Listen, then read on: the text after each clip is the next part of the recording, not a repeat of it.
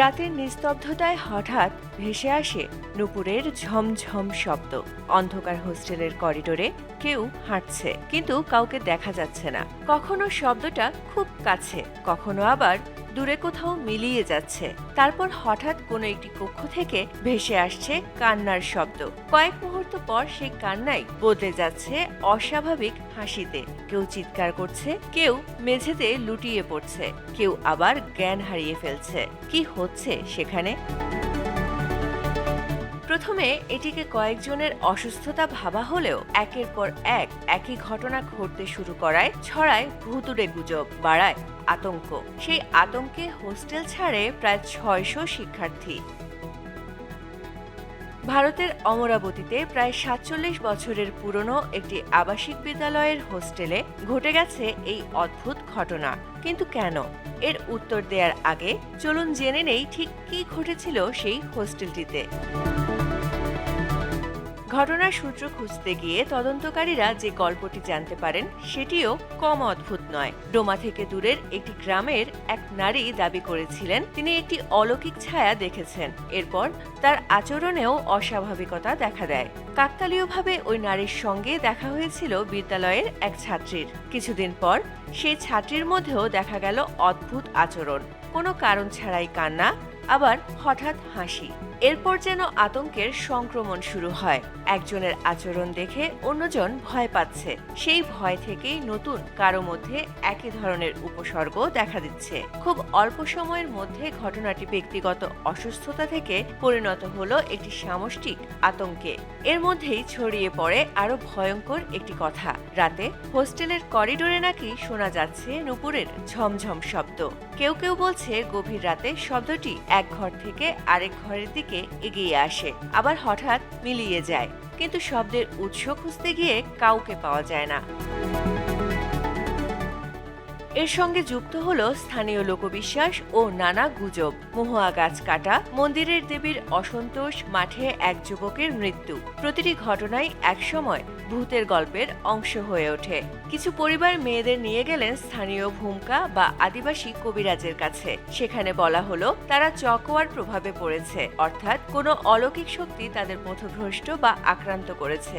শুরু হলো নানা আচার অনুষ্ঠান। আতঙ্ক এতটাই বেড়ে গিয়েছিল যে শত শত শিক্ষার্থী হোস্টেল ছেড়ে বাড়ি চলে যায়। শেষ পর্যন্ত স্বাস্থ্য বিভাগের বিশেষজ্ঞ দল সেখানে পৌঁছে শিক্ষার্থীদের পরীক্ষা করে এবং পুরো পরিস্থিতি পর্যবেক্ষণ করে, কিন্তু তারা খুঁজে পেল না কোনো অলৌকিক ঘটনার প্রমাণ। তাহলে নুপুরের সেই শব্দ কেনই বা একের পর এক ছাত্রী কাঁদছিল, হাসছিল কিংবা অজ্ঞান হয়ে পড়ছিল? সেখান থেকেই খুলতে শুরু করে রহস্যের আসল দরজা। স্বাস্থ্য বিভাগের বিশেষজ্ঞরা ঘটনাটিকে মানসিক চাপের সঙ্গে সম্পর্কিত একটি পরিস্থিতি হিসেবে ব্যাখ্যা করেন। জেলা মানসিক স্বাস্থ্য কর্মসূচির প্রধান ও মনোরোগ বিশেষজ্ঞ স্বাতী সোননের ভাষায় এটি ছিল ম্যাস হিস্টেরিয়া বা গণমনোজাত উপসর্গের একটি ঘটনা। সহজ করে বললে, একজনের মধ্যে কোনো অস্বাভাবিক উপসর্গ দেখা দেওয়ার পর ভয়, উদ্বেগ ও পারিপার্শ্বিক প্রভাবের কারণে একই ধরনের উপসর্গ অন্যদের মধ্যেও ছড়িয়ে পড়তে পারে। অমরাবতীর ঘটনা শুনলে মনে হতে পারে এমন অদ্ভুত ঘটনা বুঝি এই প্রথম। আসলে তা নয়। ইতিহাসের সবচেয়ে বিখ্যাত উদাহরণগুলোর একটি হলো স্ট্রাসবার্গ ডান্সিং প্লেগ। 1518 সালে ফ্রান্সের স্ট্রাসবার্গে এক নারী হঠাৎ রাস্তায় নাচতে শুরু করেন। এরপর একে একে আরো অনেকেই একইভাবে নাচতে শুরু করেন। ঘটনাটি নিয়ে আজও গবেষণা ও বিতর্ক রয়েছে। সে সময়ের দুর্ভিক্ষ, দারিদ্র্য, সামাজিক অস্থিরতা ও ধর্মীয় আতঙ্ক মানুষের উপর তীব্র মানসিক চাপ তৈরি করেছিল বলে ঐতিহাসিকদের একটি অংশ মনে করেন। 2001 সালে ভারতের রাজধানী দিল্লিতে ছড়িয়ে পড়েছিল আরেক ভয়ঙ্কর গুজব, মানকি ম্যান। রাতে বানরের মতো দেখতে এক অদ্ভুত প্রাণী মানুষকে আক্রমণ করছে, এমন খবর দ্রুত ছড়িয়ে পড়ে। মানুষ আতঙ্কিত হয়ে পড়ে। রাতের অন্ধকারে সামান্য শব্দ, ছায়া বা অচেনা কোনো নড়াচড়াকেও সম্ভাব্য হামলা বলে মনে হতে থাকে। পরে সেই রহস্যময় প্রাণীর অস্তিত্বের নির্ভরযোগ্য প্রমাণ মেলেনি।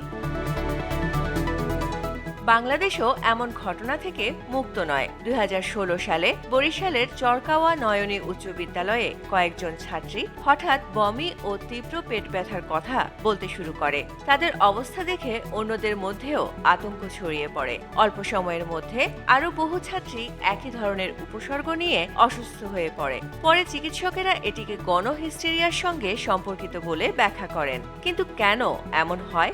মানুষের মস্তিষ্ক শুধু নিজের শরীরের সংকেতই দেখে না, চারপাশের মানুষের আচরণও অত্যন্ত দ্রুত পর্যবেক্ষণ করে। এখানে অবচেতন বিষয়টি গুরুত্বপূর্ণ। কেউ ইচ্ছা করে অসুস্থ হওয়ার সিদ্ধান্ত নেন এমনটা ধরে নেওয়া ভুল। মানসিক ও শারীরিক উপসর্গের সম্পর্ক জটিল এবং রোগী বাস্তবেই কষ্ট অনুভব করতে পারেন। অমরাবতীর ঘটনাটি শুরু হয়েছিল কয়েকজন ছাত্রীর অস্বাভাবিক আচরণ দিয়ে। তারপর সেখানে যোগ হয়েছিল ভয়। অর্থাৎ অমরাবতীর হোস্টেলের সবচেয়ে ভয়ঙ্কর ভূত ছিল ভয় নিজেই।